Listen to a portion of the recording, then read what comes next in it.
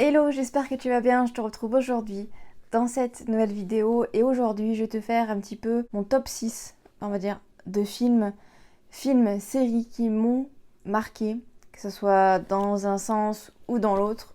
Aujourd'hui je vais te faire un petit peu du coup le résumé de tout ça. Je fais du coup cette vidéo parce que l'une d'entre vous me l'a demandé, à savoir que c'est Anaïs qui m'a demandé de faire cette vidéo.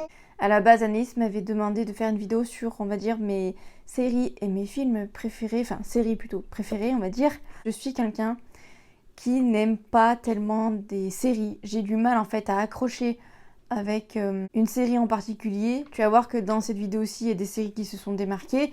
Mais on va dire que dans la globalité, je regarde très peu de séries. J'en ai parlé d'ailleurs dans ma vidéo 10 faits sur moi que je te remettrai en barre d'infos, où j'ai l'impression d'être un peu toute seule dans ce cas-là, c'est-à-dire qu'en fait, au bout d'un moment, si la série est trop longue, je décroche en fait, parce que j'ai l'impression que les scénaristes partent un peu dans tous les sens. Et en fait, au bout d'un moment, j'arrive plus à m'accrocher au personnage et j'arrive plus à comprendre en fait l'intrigue et au scénario dans sa globalité. En général, les scénaristes font soit durer une situation sur plusieurs épisodes, et ça très clairement ça me gonfle, soit alors ils partent dans une optique en fait, et moi je voyais pas du tout ça comme ça. Donc du coup, ça me détache complètement en fait. Surtout quand c'est vraiment long et que tout d'un coup l'intrigue se termine et là je me dis ouais non, c'est pas du tout ce que je pensais, et là je décroche. Donc du coup c'est très compliqué pour moi de trouver en fait des séries que j'aime ou alors que j'arrive à regarder jusqu'au bout, déjà c'est déjà pas mal. Donc la première série, c'est la série Règne le destin d'une reine, qui est disponible sur Netflix. Donc il y a 4 saisons. 4 saisons avec quand même pas mal d'épisodes, puisqu'il y a environ entre 15 à plus de 20 épisodes par saison. C'est assez énorme, c'est assez colossal. Il devait y avoir une 5e saison qui a été annulée parce que je pense que les gens en avaient ras la quiche et que voilà, c'est bon, ça n'avait plus de sens quoi. C'est une série qui, pour une fois, je vais regarder dans son entièreté. Alors, comment j'ai découvert cette série? Eh bien, en fait, je ne me souviens plus trop, mais il me semble que, comme personnellement, j'aime, on va dire, toutes les histoires qui se rapportent par rapport à ce temps-là, finalement, au temps des rois. Et bon, voilà, je cherchais sur Netflix un film, et je suis tombée, du coup, sur la série Règne, que j'ai regardé, du coup. En plus de ça, dans cette série, il y a une intrigue, on va dire, il y a un triangle amoureux qui se fait, et moi, c'est pareil. J'adore quand il y a un triangle amoureux qui se mêle un peu à tout ça. Donc du coup, au départ, ça partait quand même assez bien, on va dire, pour que j'aime la série. Donc on va rebondir un petit peu sur, on va dire, l'historique de la série. Mais du coup, le premier épisode a été diffusé en octobre 2013. Et le dernier épisode a été diffusé en juin 2017. Et maintenant, du coup, je vais te faire un petit peu un résumé, voilà, de la série dans sa globalité, pour que si jamais tu n'es pas allé encore voir cette série, tu te fasses, on va dire, un premier avis. Donc il faut savoir du coup que cette série se passe en 1557 et que du coup ça se base, on va dire, sur des faits plus ou moins réels, puisqu'on parle de la reine Marie Stuart d'Écosse du coup. Alors je te dis plus ou moins réel parce qu'en fait ça a été énormément romancé comme énormément de séries. On va dire ils se sont basés sur les grosses lignes, on va dire, de sa vie à elle. Et donc du coup la série commence où en fait elle est tout simplement dans un couvent. Le couvent en fait du Mont-Saint-Michel. Et en fait, du coup, à partir de ce moment-là, il va y avoir en fait une scène où on voit qu'il y a une des bonnes qui se fait empoisonner pendant qu'elle est en train de manger. Et donc, évidemment, on comprend que là, en fait, c'était pas la bonne à la base qui devait se faire empoisonner, mais c'était du coup la reine d'Écosse, Marie Stuart. Et donc, du coup, comme il y a un danger potentiel pour sa vie, elle est directement envoyée du coup à la cour de France, qui était à ce moment-là dirigée par Henri II. Et en fait, eh bien, il faut savoir que, comme la plupart des rois et des reines, eh bien, ils étaient déjà de base, en étant nés, ils étaient destinés à quelqu'un. Et pour elle, ce quelqu'un, c'était du coup le prince, du coup, le fils, voilà, on va dire ça comme ça, le fils de Henri II, à savoir le prince François. C'est pour ça, du coup, qu'elle était directement envoyée à la cour de France. Mais bon, voilà, on va dire, son parcours à la cour de France va être semé d'embûches, littéralement. Il y a un petit peu une part de magie, de sorcellerie dans la série. C'est vraiment quelque chose que moi, personnellement, j'ai beaucoup aimé. Il y a quand même pas mal d'histoires, on va dire. Il y a des tentatives de meurtre. Il y a également une tentative de viol. Et même, d'ailleurs, un viol, d'ailleurs. Je vous le précise parce qu'en fait, je sais que ça peut choquer. Même si, voilà, on imagine la scène. On la voit pas, on va dire, vraiment. On va dire ça comme ça. On sait, mais voilà. Donc je sais que ça peut choquer. Moi personnellement c'est un passage que j'ai squeezé parce que bon voilà quoi. Et donc du coup comme je te disais dans cette série il y a un triangle amoureux. Donc du coup entre le prince François et son demi-frère à lui, l'autre fils que Henri II a eu avec une de ses maîtresses, à savoir Bache. Donc voilà, il y a un triangle amoureux entre ces trois-là avec Mary Stuart au milieu. Ça peut très très vite saouler, hein, on va se le dire très clairement, parce que Mary Stuart, elle est assez indécise. Et bon, voilà, un coup elle va vers l'un, un coup elle va vers l'autre, elle est complètement perdue. Il y a également, du coup, évidemment, quand il y a des séries comme ça, il y a également du sexe, évidemment. Mais ça va, il y a pire, très franchement. Donc, on va dire, ça passe. Ce qui m'a quand même énormément marqué, c'est comment la série a été filmée, puisqu'en fait, elle a été filmée pour la plupart dans des châteaux en Écosse. Et mon Dieu que c'est beau. Les paysages sont grandioses, sont magnifiques. Surtout, en fait, on va dire sur la fin de la série, où là, vraiment, ils ont énormément filmé, on va dire, les alentours, vraiment. J'ai vraiment énormément aimé ces passages-là. Juste pour ça, la série vaut la peine d'être vue, vraiment. Mes personnages préférés, du coup, en termes de jeu de comédie, on va dire ça comme ça a été l'actrice qui a joué Mary Stuart et l'actrice, mais alors elle, je la kiffe, l'actrice qui a joué la reine Catherine. Donc voilà, la reine Catherine, son personnage énorme. J'ai vraiment adoré cette femme. Son coup de pelle en fonte là, avec sa petite pelle, j'ai adoré. Vraiment, cette femme-là est vraiment incroyable. J'adore son personnage, j'adore son rôle. C'est tout à fait moi. Si j'étais vraiment mauvaise comme ça serait tout à fait moi. Également, l'acteur qui joue du coup le prince François et évidemment l'acteur qui joue le demi-frère, évidemment, Bache. Excellent acteur également. Mais voilà, mes deux personnages préférés, c'est Mary Stuart, que je trouvais excellente, et la reine Catherine, du coup, qui est incroyable. Pour te faire une conclusion sur cette série, après on passera à autre chose, mais c'est vrai que c'est une série que j'ai quand même assez bien aimée, on va dire, dans sa globalité, parce qu'à des moments je trouvais ça long, chiant, je trouvais que voilà, il fallait que ça avance quoi. C'est bien beau de faire plus de 15 épisodes par saison, mais si ça avance pas, ça n'a pas d'intérêt. Vraiment, ce que j'ai préféré, c'est vraiment, on va dire, je dirais les 2 premières saisons peut-être, il me semble dans mes souvenirs, parce qu'après clairement ça part en sucette et moi très clairement ça me gave.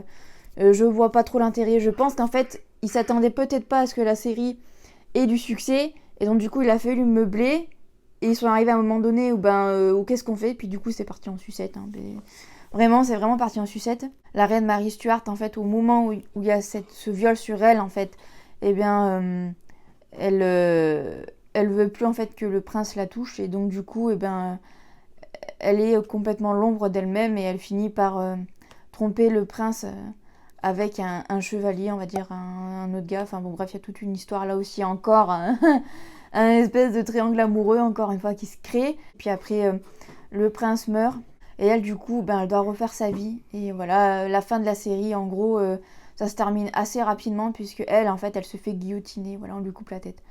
Donc bon, voilà. La fin, voilà. Pour moi il n'y avait pas trop d'intérêt, mais sinon dans la globalité c'est vraiment une série que j'ai énormément aimée. Si tout ça peut t'intéresser, n'hésite pas à aller checker la série. Maintenant je te propose qu'on parle de films, mes films préférés de tous les temps. Tellement que j'ai adoré ces films, eh bien je les ai regardés plusieurs fois, ce qui ne m'arrive jamais, très clairement. Ça ne m'arrive jamais de re-regarder soit une série, soit un film, sauf si vraiment admettons, voilà, comme ça a été le cas par exemple pour la série Sissi. J'en ai parlé dans un épisode de Tranche de vie, je l'ai regardé plusieurs fois pour pouvoir vraiment te faire une analyse, on va dire. Mais sinon, je ne regarde jamais les séries ou les films, sauf si vraiment j'ai kiffé. Et là, ces films-là, si tu ne les as pas vus, je te conseille vraiment de les voir. Donc à savoir, le premier, c'est La Chute de la Maison Blanche, qui est sorti du coup en 2013. Ensuite, il y a eu la suite, à savoir La Chute de Londres, mon film préféré de tous les temps, qui est sorti en 2016. Et enfin, La Chute du Président, qui est sorti en 2019.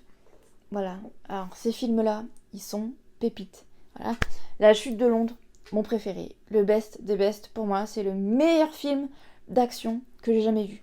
Voilà. Pareil, j'ai découvert ce film-là avec mon ex-mari. Vraiment, on est tombé dessus, on cherchait un film un soir. Pour une fois, on n'avait que mon fils à ce moment-là et mon fils dormait. Et on s'est dit, viens, on va essayer de regarder un film. On a tapé sur YouTube, on a vu la bande-annonce, on s'est dit, mon Dieu, mais c'est ce film-là qu'il faut regarder. J'ai tellement adoré ce film, que j'en ai parlé à ma mère, parce que ma mère aussi est très difficile en fait en film et en série. Elle décroche très très vite comme moi. Et en fait quand je lui ai expliqué tout ça, elle m'a dit mon Dieu, il faut que je regarde. Et pour ma mère aussi, Ça a été un de ses films préférés de tous les temps. Donc voilà, c'est assez fou d'ailleurs, parce que voilà, on s'est pas concerté, mais ma mère adore ce film. Bon, bref, maintenant que je t'ai bien vendu le film, je vais t'expliquer un petit peu de quoi ça parle. Les 3 films tournent autour, on va dire, du même personnage principal, à savoir Mark Banning, donc en fait qui est le garde du corps, on va dire, de la Maison Blanche. Mais à ce moment-là, dans le premier, il s'occupe en fait des histoires, on va dire, des services secrets, on va dire ça comme ça, jusqu'au moment en fait où il y a une prise d'otage par un commandant en fait nord-coréen qui prend en otage le président et son fils. Et en fait, Mike Banning est le seul, on va dire, à pouvoir les sauver, puisqu'en fait, il a été plus ou moins tenu responsable avant de la mort de la première dame, à savoir la femme du président. Mais voilà, avec tout ce qui se passe, c'est le seul à pouvoir les aider. Donc voilà, là je t'ai fait, on va dire, un résumé du premier. Le deuxième, du coup, mon préféré, à savoir la chute de Londres. Le premier ministre britannique décède. Et donc du coup, il y a des funérailles, on va dire, mondiales qui sont faites à cette occasion-là. Donc tous les plus grands dirigeants des plus grosses puissances se retrouvent du coup à Londres pour, on va dire, être là pour l'enterrement. Et c'est du coup à partir de ce moment-là où tout va se jouer, puisqu'en fait il y a un groupe terroriste qui débarque de je ne sais où et qui fout très clairement le bordel. Il faut savoir que pour ces 3 films-là, à partir du moment où l'action commence, et elle commence très très vite, surtout dans le 2, moi ça m'avait choqué. Parce qu'en général, quand on regarde une bande-annonce, on se dit c'est bon, il y a tout dans la bande-annonce et il n'y a plus rien dans le film. Là, c'est pas du tout le cas. Et très clairement, à partir du moment où ça part, ça ne s'arrête plus jusqu'à la dernière minute du film. C'est assez dingue. Vraiment, ça part vraiment dans tous les sens. Il faut suivre parce que, waouh, c'est... Mais moi, j'adore. Voilà, j'adore quand il y a tout le temps de l'action, tout le temps des rebondissements et que ça s'arrête jamais. Et là, c'est vraiment le cas. Vraiment, pour ça, ce film, il a vraiment été génial. Vraiment, j'ai adoré. On va dire qu'il y a vraiment là une énorme corruption parce que vraiment... on va dire, les terroristes sont partout, vraiment. J'ai adoré ce film, vraiment. C'est clairement un film que je pourrais revoir plusieurs fois par an, sans problème, tellement que j'adore ce film. Il est vraiment excellent. Donc vraiment, si tu l'as pas vu, je te le conseille à 10 milliards de pourcents. Et maintenant, du coup, on va passer au 3e épisode de cette trilogie, à savoir la chute du président. La chute du président, du coup, ça parle encore une fois de Mike Banning, qui a été cette fois-ci accusé d'une tentative, on va dire, d'assassinat sur le président. Il est un peu, on va dire, mis en examen pour être le cerveau de tout ça. Il arrive à s'échapper et donc du coup, il doit fuir en fait le FBI et il veut également en fait protéger le président. En fait, il veut essayer de retrouver la personne justement qui essaye d'assassiner le président. Je t'ai parlé du coup du 1er et 3e épisode parce que comme c'est une trilogie, je voulais t'en parler. Mais c'est vrai que pour moi, celui qui a été le plus marquant, c'est le 2e. Les 2 autres, voilà, je les ai regardés, mais j'ai pas trop de souvenirs par rapport à tout ça. Donc voilà, c'est vrai que celui évidemment qui m'a le plus marqué, c'est le second. Voilà. Et si tu te demandes où est-ce que tu peux les retrouver, eh bien, en général, ils repassent dans l'année, on va dire, sur les chaînes genre TFX, il me semble. Mais tu peux également les avoir en DVD. Moi, je sais que j'ai le 2 en DVD. Est-ce qu'il y a vraiment encore des gens qui regardent des DVD? Je ne sais pas. Mais je crois pas qu'ils soient sur Netflix. En tout cas, j'ai regardé dans la nouvelle, ils n'y sont pas. Maintenant, on va passer à une autre série qui est aussi également sur Netflix, c'est la série Squid Game. Donc ça, évidemment, je pense que tu en as forcément entendu parler. C'est une série qui est sortie en septembre 2021 sur Netflix et il y a une saison 2 en préparation. Alors, pourquoi est-ce que j'ai regardé cette série? Parce que moi, de base, je ne regarde pas les séries, on va dire, qui sont un peu à la mode. J'ai fini par regarder cette série parce qu'en fait, je voyais de plus en plus de gens sur Internet qui repartageaient des témoignages, en fait, de... on va dire, professeurs des écoles, en fait, qui mettaient des mots dans les cahiers des enfants à destination des parents pour leur dire que ils devaient arrêter de faire regarder cette série à leurs enfants. Là, je me suis dit, qu'est-ce que c'est que ce Beans? Donc là, je me suis dit, tiens, c'est curieux, c'est quoi cette série? J'avais jamais regardé, ne serait-ce qu'une bande-annonce de la série, ça ne m'intéressait pas. Et là, très clairement, ça a piqué ma curiosité. Mais je ne savais pas du tout à quoi m'attendre. Mais du coup, avant de te dire un peu plus mon avis, je vais te faire du coup un résumé de la série si jamais tu ne l'as pas vue. Donc du coup, on suit plusieurs personnages dans cette série. Donc c'est une série coréenne. Et c'est des personnages du coup qui ont des très gros problèmes d'argent, qui sont endettés, mais vraiment très très grandement endettés, qui peuvent avoir vraiment beaucoup de problèmes justement pour rembourser. Et du coup, on leur propose de rejoindre, on va dire, une compétition. Et le gagnant remportera une somme d'argent colossale. Cette série, en fait, moi, je la compare beaucoup, en fait, à un Koh-Lanta moderne. Pour moi, c'est totalement ça. Parce que, Koh-Lanta, c'est un peu un jeu de survie, on va dire. On joue un peu à Robinson Crusoe. Et bien là, c'est un jeu de survie, mais voilà, beaucoup plus moderne. enfin beaucoup plus moderne. En tout cas, là, le truc, c'est que du coup, ils vont jouer à des jeux pour enfants à la base, comme le jeu 1, 2, 3 soleil. Il y a également le jeu de la corde à tirer. Il y a aussi le jeu du biscuit au sucre, le jeu des billes et le jeu du calamar. Personnellement, j'ai trouvé le début de la série assez long, mais en fait, il est important, donc du coup, c'est quelque chose qu'on ne peut pas enlever. Mais j'ai trouvé que ça mettait quand même du temps avant de rentrer en fait dans la série en elle-même. Également, ce que j'ai, on va dire, là, c'est vraiment quelque chose que j'ai vraiment aimé, c'est le fait qu'on suit plusieurs personnages complètement différents tout au long de la série, tout au long des jeux, on va dire. Tu as le vieil homme, voilà, qui est un petit peu sénile. Tu as une nana hyper solitaire. Tu as également un peu le chef de bande un peu rebelle. Enfin bon bref, t'as un peu tout plein de caractères bien identifiables. Et ça, j'ai vraiment bien aimé cette partie-là. Le premier jeu, en fait, le jeu 1, 2, 3 soleil, du coup, ça m'a choquée. J'ai pas d'autres mots. Je m'attendais tellement pas à ça, en fait. J'étais tellement innocente quand j'ai vu qu'il jouait à 1, 2, 3 soleil. Et j'ai passé, en fait, exactement par les mêmes émotions, justement, que par les joueurs, les acteurs, en fait, dans le jeu, en fait. Parce qu'on les voit au début, oh mais c'est 1, 2, 3 soleil, ça va être facile, et puis en fait dès qu'ils bougent, ils se font tirer dessus en fait. Vraiment c'est une série qui est assez gore, on voit du sang, ça gicle et tout, enfin, c'est assez gore quoi. J'étais choquée très clairement devant mon écran, j'étais comme ça. Je m'attendais très clairement pas à ça, mais c'est quand même à prendre en compte que voilà, ça peut surprendre, ça peut même choquer, et c'est quand même assez gore.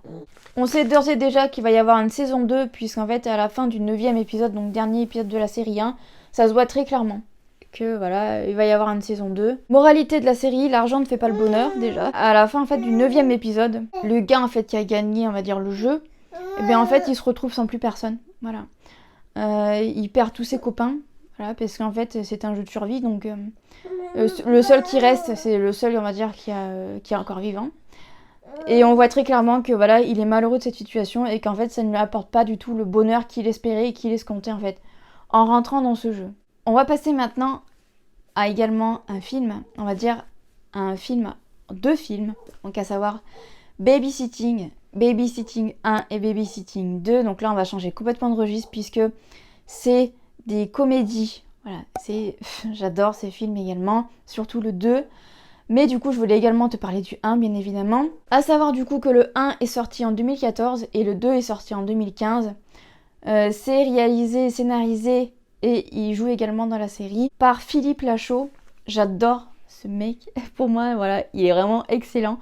Même en tant que, on va dire, je mets des guillemets sur personne parce que je ne l'ai pas rencontré, mais quand je le vois dans des émissions autres, on va dire, il me fait beaucoup marrer. J'adore ce mec. Donc voilà, je trouve que son concept au cinéma n'était pas encore fait. Et je trouvais ça vraiment excellent en fait. Et surtout pour une comédie française, parce que vraiment la plupart des films français c'est des navets. Hein. Donc pour te faire un résumé de Babysitting 1, donc c'est un homme, Marc il s'appelle du coup, qui décide de confier pour le week-end son fils Rémi à son employé exemplaire, Franck. Et évidemment là il va se passer tout un tas de choses. Et le lundi matin du coup, Marc le patron va recevoir un coup de fil de la police pour dire que son employé, donc Franck et son fils Rémi, ont disparu. Et on ne sait pas où est-ce qu'ils sont. Et quand du coup, lui et sa femme rentrent et qu'ils voient littéralement le bordel qu'il y a dans la maison, ils retrouvent une caméra et ils décident en fait de regarder grâce à cette caméra ce qui s'est passé pendant le week-end. Et de là, ils tombent complètement dénus. Et il se passe tout un tas de choses, puisqu'il faut savoir que ce week-end-là, Franck à la base devait fêter ses 30 ans. Donc voilà, il y a tout un tas de choses qui se passent à cause de cet événement-là, et vraiment c'est à littéralement mourir de rire.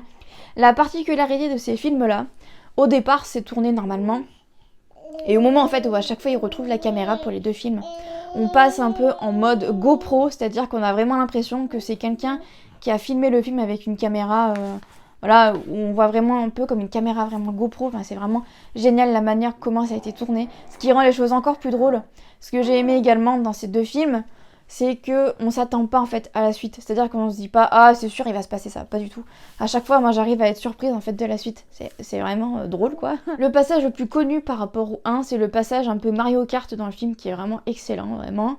On va dire c'est le passage le plus connu par rapport au 1. Donc voilà, maintenant que j'ai fait un résumé du 1, on va passer au résumé pour le 2. Babysitting 2, ça se passe du coup avec Sonia du coup qui décide de présenter Franck du coup, toujours le même. à son père, Jean-Pierre, du coup, qui a un hôtel écolo de luxe au Brésil. Et donc du coup là, toute la bande de copains qu'on peut voir dans le 1 se retrouve dans le 2, dans cet hôtel du coup de luxe au Brésil. Et évidemment, il va se passer plein de trucs encore. Et en fait, ils vont partir en excursion. Les garçons vont partir en excursion, je vais y arriver. Et en fait, Jean-Pierre leur confie sa mère, donc Yolande. J'adore cette femme, elle est excellente. Et donc du coup, il va se passer encore tout un tas de trucs. Encore une fois, ils vont retrouver la caméra. Et c'est comme ça qu'on va pouvoir savoir ce qui s'est passé. C'est excellent, excellent, vraiment. Pour te dire un petit peu les comédiens connus, on va dire, dans Babysitting 2. Donc il y a Christian Clavier, bien évidemment, c'est là du coup le père de Sonia, donc Jean-Pierre. Julien Arruti, alors lui je l'adore, il joue Alex en fait, j'adore son personnage, il fait un peu bené comme ça. C'est en général lui d'ailleurs qui tient la caméra, je l'adore, il est vraiment excellent. Tarek Boudali qui joue Sam, voilà, dans le film.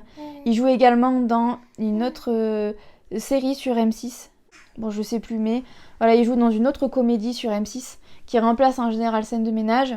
Dans le film, en fait, Tarek joue un gars qui a des problèmes, voilà, qui a une maladie. Alors, je sais plus comment ça s'appelle cette maladie, mais en gros, il s'endort au volant. C'est très gênant.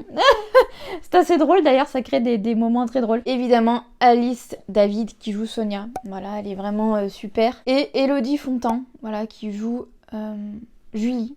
Elle est vraiment excellente aussi, cette actrice. Vraiment, les acteurs dans ces comédies-là, je sais pas comment elle a fait pour les choisir, mais ils sont vraiment excellents. Vraiment, c'est vraiment des films que si tu n'as pas vu, je te conseille de voir. On va passer du coup à la dernière série de cette vidéo. Après, je te présenterai encore un film et ça sera terminé. C'est la série Sissi, du coup, je t'en ai parlé dans un épisode de Tranche de vie. Donc, je te remettrai le lien évidemment en barre d'infos, comme je te le disais tout à l'heure. C'est une série qui, dans la globalité, m'a assez déçue. Elle est sortie du coup au mois de décembre. Elle est sortie sur TF1 en 6 épisodes. Et elle est également sortie sur Salto. Il va y avoir également une saison 2 prévue pour fin 2022, début 2023. Et du coup, c'est sûr que je vais regarder la suite parce que voilà, comme j'ai dit, je suis trop curieuse et j'ai besoin de savoir la suite. Mais j'étais également assez déçue puisqu'en fait, ils ont voulu romantiser l'histoire de Sissi. Et voilà, si tu sais la réalité, si tu sais la vraie histoire de Sissi, ça s'est pas du tout passé comme ça. Et c'est ça pour moi qui est un petit peu énervant puisqu'à chaque fois, c'est beaucoup trop romantisé. Je prenais beaucoup l'exemple dans l'épisode de Tranche de vie sur le film avec Romy Schneider. Là, vraiment, je vais pas te parler du film de Romy Schneider parce que voilà, je te parlais uniquement de la série. Mais voilà, c'est vrai que j'ai quand même été assez déçue. Pour moi, c'est trop romantisé, c'est trop en fait modernisé pour moi, ça me convient pas des masses quoi. Enfin, je trouve ça dommage. J'aurais préféré qu'ils fassent une adaptation qui se colle beaucoup plus à la réalité. Voilà, qui romantise certains détails, je veux bien, il n'y a pas de problème. Mais voilà que Sissi dans la série élève ses enfants alors que c'était pas du tout le cas. Surtout que voilà, derrière, Sissi, dans la vraie vie, elle se tape quand même une dépression assez énorme, elle en devient malade. Et là, dans la série, je sais pas trop comment ils vont se dépatouiller, mais il n'y a rien qui colle, il n'y a rien qui va. Donc voilà, j'ai été assez déçue. Mais voilà, à voir avec la saison 2. Et enfin, je vais te parler du dernier film, voilà, qui va clôturer cette vidéo, c'est le film Don't Look Up. Donc Délire cosmique, je crois que c'est ça le titre en français. Avec un casting vraiment aux petits oignons, à savoir Leonardo DiCaprio, Meryl Streep, Ariana Grande, Jennifer Lawrence. À la base, c'est pas du tout un film que je voulais voir parce que pour moi justement il y avait trop de têtes d'affiche et j'avais un peu peur et j'ai fini quand même par le regarder, voilà.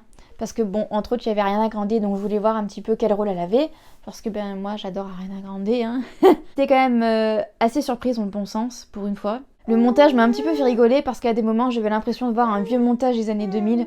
Ça m'a beaucoup fait rire. Je trouve que c'est un film qui est sorti au bon moment. Je pense en fait à la base que le film ne devait pas sortir maintenant. Mais je pense qu'ils ont bien fait de repousser la date.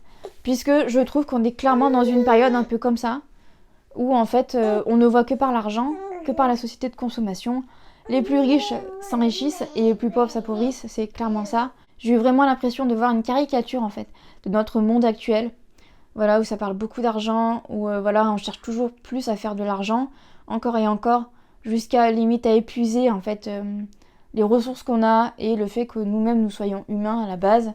J'ai vraiment beaucoup aimé et j'ai également beaucoup aimé la fin puisque en fait la fin n'est pas toute rose en fait, hein, puisque la base de l'histoire c'est quand même une météorite qui va se cracher sur la Terre et elle va détruire la Terre. Et en fait, eh bien, le message n'est clairement pas entendu. Ceux qui disent la vérité, en fait, se font passer pour des fous dans la presse et sur les réseaux sociaux. Et en fait, on va absolument capitaliser sur cette météorite qui va arriver, parce que soi-disant c'est pas vrai, alors qu'à la fin, eh bien, c'est ce qui se passe, hein, la Terre disparaît. J'ai beaucoup aimé la fin, puisqu'en fait, le tout dernier moment, en fait, c'est ils se retrouvent un peu tous en famille, et voilà, ils passent le dernier repas tous ensemble. Et j'ai vraiment aimé ce moment, en fait, où vraiment ça veut dire rapprochons-nous les uns des autres et arrêtons de nous diviser. C'est vraiment moi le message que j'en ai compris. Donc voilà, c'est vraiment un film que je te conseille, vraiment. Il est vraiment génial, vraiment. Donc voilà, j'en ai terminé avec cette vidéo. J'espère que cette vidéo t'aura plu. J'espère qu'elle t'aura aidé également à faire un choix par rapport à tout ça. N'hésite pas à me dire en commentaire si tu as vu ces films ou ces séries et à me dire ce que tu en as pensé. Et jusqu'à jeudi prochain, 18 h. Je te souhaite une très bonne semaine. Bye bye.